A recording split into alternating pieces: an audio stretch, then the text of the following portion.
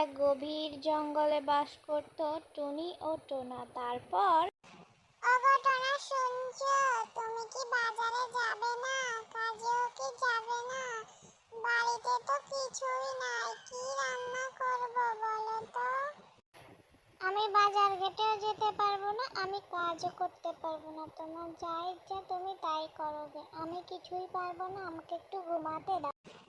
কি বলছো এসব? তুমি সারাদিনই তো ঘুমাও, এখন একটু যাও কাজে, যেয়ে খাবার দাবার না আনলে আমরা তো না খেয়ে মরবো। তুমি যাও, সামনে আবার শীত আসছে, বাইরে তো বের হওয়াই যাবে না। বলার সঙ্গে সঙ্গেই টোনা আর টুনিকে রেখে রাগ করে চলে যায় বাসা থেকে। আমার তো বলাই ভুল হয়ে গেছে, টোনাটা যে কোথায় আছে? সকাল গড়িয়ে রাত হয়ে গেল, এখনো বাড়ি ফেরার নাম নেই। হে আল্লাহ, কি যে করবো আমি? টোনা এই বলতে বলতেই কিছুক্ষণ পরে ঘুমিয়ে যায়। রাত গড়িয়ে সকাল হয়ে গেছে, টোনার তো আসার নামই নেই। কোথায় যে আছে আমার টোনাটা?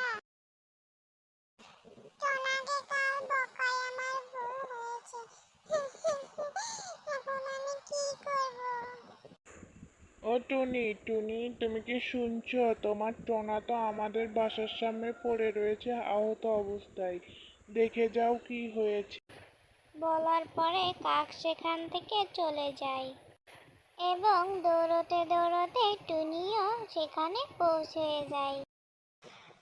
ওগো, তোমার কি হয়েছে বলো আমাকে? তোমাকে আমি একটু বকা দিচ্ছি বলে তুমি এমন একটা কাজ করলে?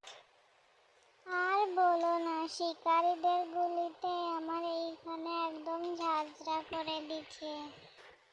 আগে চলো তো বাড়ি চলো। আচ্ছা, তুমি তাহলে থাকো, আমি তাহলে দেখি কোনো একটা কিছু করা যায় কিনা। তুমি তো এর মধ্যে কাজে যেতে পারবে না।